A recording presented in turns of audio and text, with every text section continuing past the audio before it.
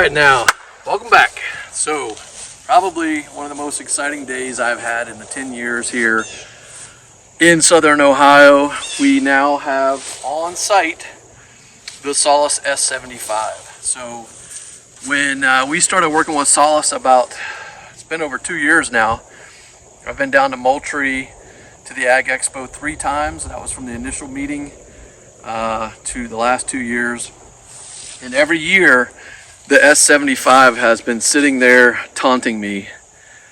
And at the end of the day, as much as I love the H24 for its capability, this brings us new capability to the farm that we didn't have before.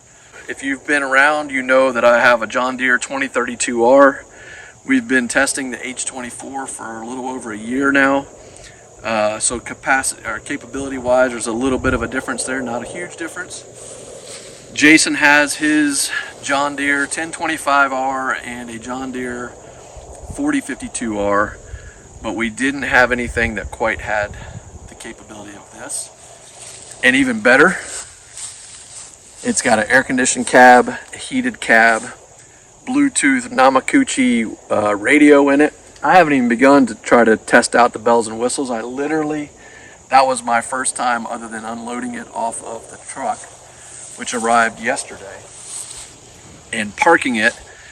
And today I got up and said, I'm gonna get out and do some brush hogging. We're gonna try to get the sawmill out here in a couple weeks when my buddy comes up. So I wanted this area down here brush hog. The brush hog on the back is a 6-foot Solis brush hog. It is the prototype. It's the first one that they've made like this for the US market. Previous models didn't have that flywheel on the back.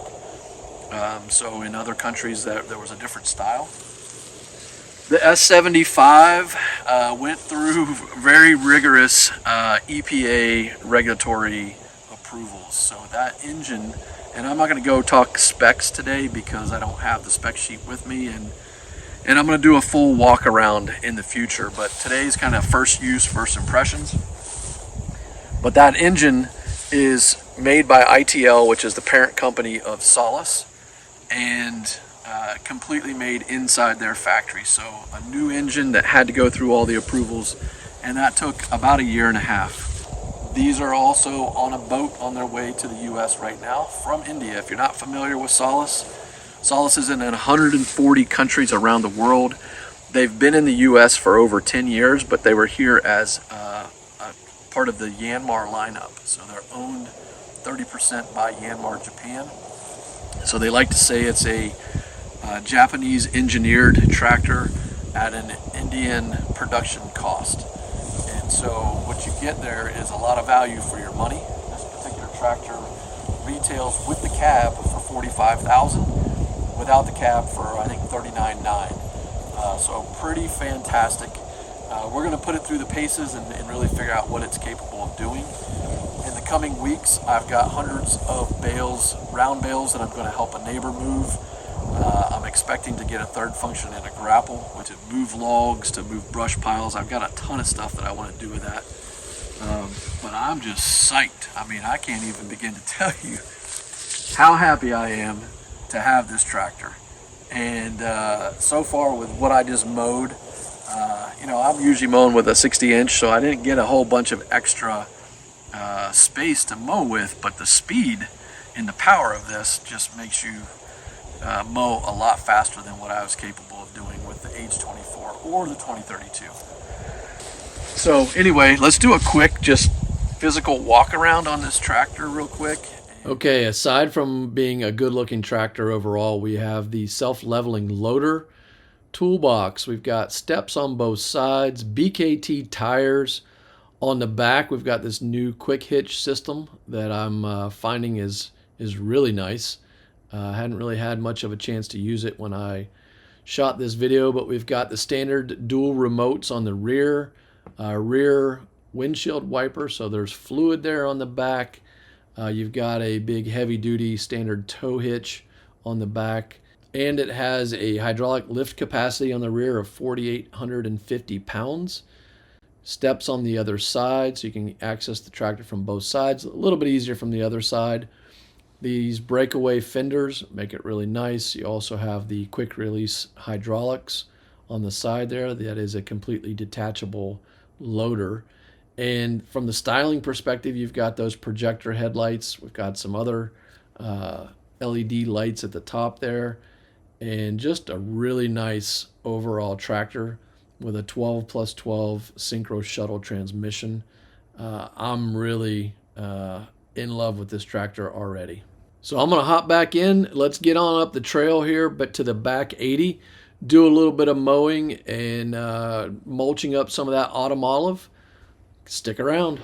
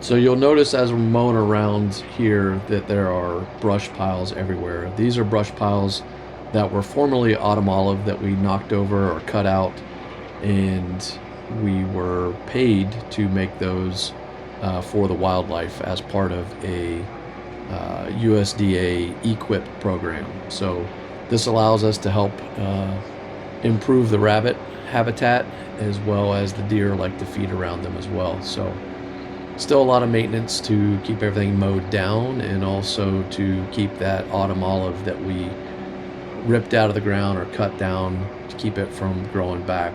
The more we mow it, the harder the roots will have to survive, and it's going to be a never-ending project, but we'll keep at it. Okay, so we're making some good progress back here.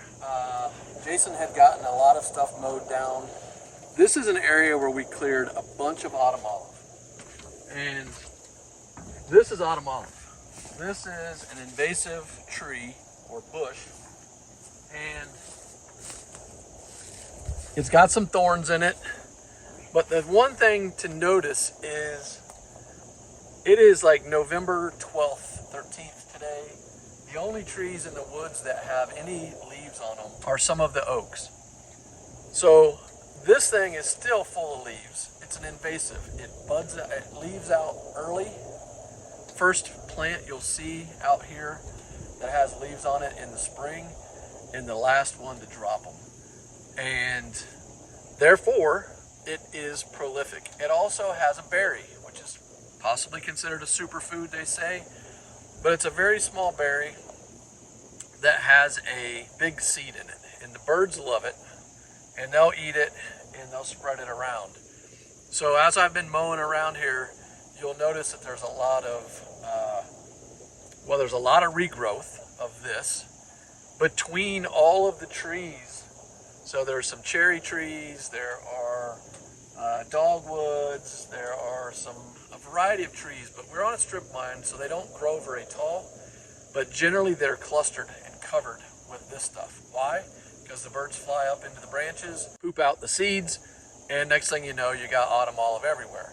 Plus, every tree, every autumn olive bush puts out thousands of berries, and therefore drops them on the area all the way around. So once we've cut one out, we've opened up that area for warmth and sun to grow those other seeds. So it's a never-ending battle. we're going to do a little more mowing and then we're going to head home for the day. We are going to be putting this thing through the paces. I have been waiting for this tractor, and I'm so excited. I actually got pretty warm in there. I had to turn the AC on, so it is probably 60 degrees, but with that cab, super comfortable, loving it. So thanks for watching, and we'll see you next time. If you don't already follow us, hit that subscribe button, hit that thumbs up. That really helps us out a lot, and we'll see you next time.